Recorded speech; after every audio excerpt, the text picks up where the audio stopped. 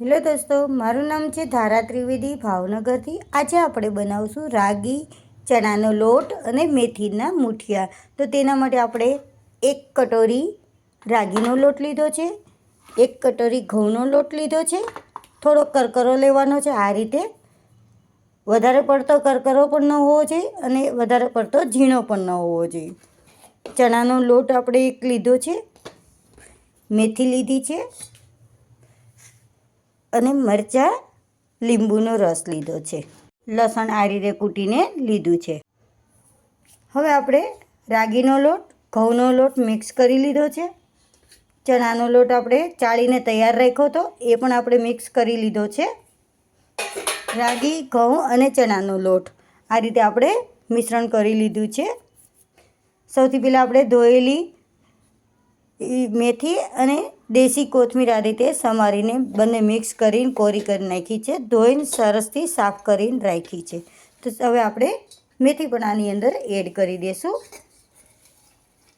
આ diabetes blood પ્રેશરના patient હોય એના માટે પણ રાગી ખૂબ જ ઉપયોગી છે. રાગીનો લોટ ખૂબ જ ઉપયોગી છે. જો એમને રાગીની ભાખરી ન ભાવતી હોય તો આ રીતે મૂઠિયા છે, ઢોકળા છે, આપણે બનાવીને એમને આપી શકીએ અને ખૂબ જ હેલ્ધી વસ્તુ છે.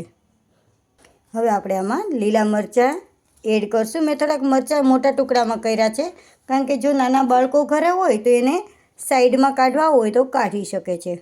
લસણ આપણે એડ કરી દઈશું.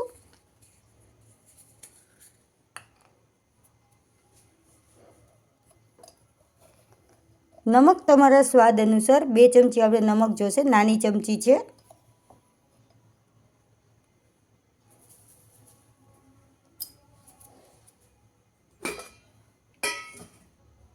હિંગ આપણે થોડીક એડ કરશું. હળદર, ધાણા જીરું પાવડર, લાલ મરચું જો તમારે નાખવું હોય તો નાખી શકાય, પણ હું લાલ મરચાંનો ઉપયોગ કરતી નથી. ખાવાના સોડા આપણે 1 ચમચી નાની ચમચી લીધા છે.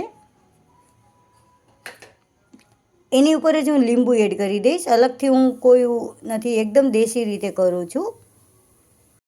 આપણે 1 વાટકી જેટલી છાશ એડ કરશું.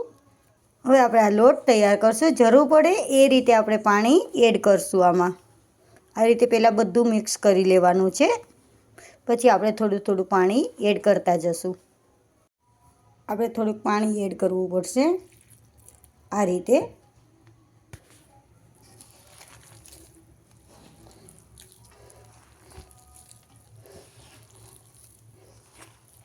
પાણી કરીને અને લોટને આપણે ઢીલો કરી દઈશું. સરસ મજાનો બંધાઈને તૈયાર થઈ ગયો છે. હવે આપણે આનો મૂઠિયાનો શેપ આપણે નાના નાના આ રીતે લુવા લઈને અને મૂઠિયાનો શેપ બનાવશું. તો જોવાનું છે કે આટલો આપણો ઢીલો લોટ હોવો જોઈએ. જો વધારે પડતો કડક હશે તો મૂઠિયા ખાવાની મજા નહીં આવે. એકદમ કડક મૂઠિયા બને છે, તો થોડોક ઢીલો રાખવાનો છે આપણે આ રીતે. હવે આપણે આને સરસ મજાનો મૂઠિયાનો શેપ આપી દઈશું. આ રીતે આપણે મૂઠિયાનો શેપ આપી દઈશું. આપણા મૂઠિયા એકદમ સરસ રીતે આપણે ઢોકળિયામાં આ રીતે સેટ કરી દીધા છે. હવે આપણે આને બંધ કરીને 30 મિનિટ આપણે થવા દેવાના છે ગેસ ઉપર. 30 મિનિટ ફીટ થવા દેવાના છે. કાચા હશે તો આપણને સારા નહીં લાગે. 30 મિનિટ સુધી આપણે ગેસ ઉપર રાખવાના છે.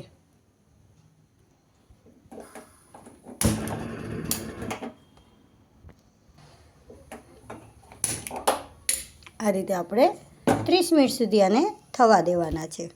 થઈ ગયા હશે, આપણે જોઈ લઈએ છીએ. સરસ મજાના રાગીના મૂઠિયા આપણે રાગી ચણાના લોટના સરસ થઈ ગયા છે. આ રીતે આપણે ચેક કરવાનું છે. હવે આપણે આને નીચે ઉતારી લેશું. દરેક મૂઠિયા ધીરે ધીરે લઈ લેશું આ રીતે. હવે આપણે વઘારવાની તૈયારી કરશું. સૌથી પહેલાં આપણે તેલ એડ કરશું. તેલ થોડુંક રાગીમાં આપણે ચડિયાતું નાખવું પડશે વઘાર માટે. સ્ટીમ ફૂલ રાખશું. તેલ આવી જાય પછી રાઈ જીરાથી આપણે વઘાર કરશું. હવે આપણે આમાં રાઈ એડ કરશું, જીરું એડ કરશું,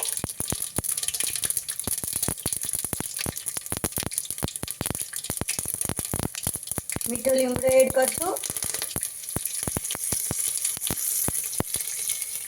અને હિંગ એડ કરશું.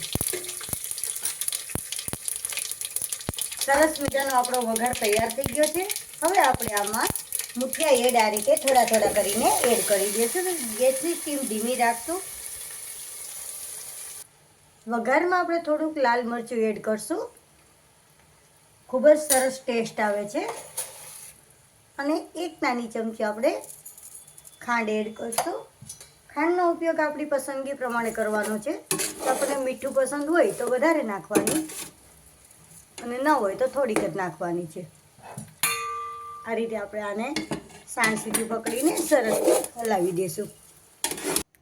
તૈયાર છે આપણા રાગીના મુઠિયા. ગરમ ગરમ દહીં સાથે તમે સર્વ કરી શકો છો, ટમેટો સોસ સાથે અથવા લીલી ચટણી સાથે. તો તમે પણ બનાવશો. જો અમારી રેસીપી પસંદ હોય તો અમારી ચેનલને લાઇક સબસ્ક્રાઈબ કરજો. ખૂબ જ સરસ આપણા ટેસ્ટફુલ રાગીના મુઠિયા તૈયાર છે.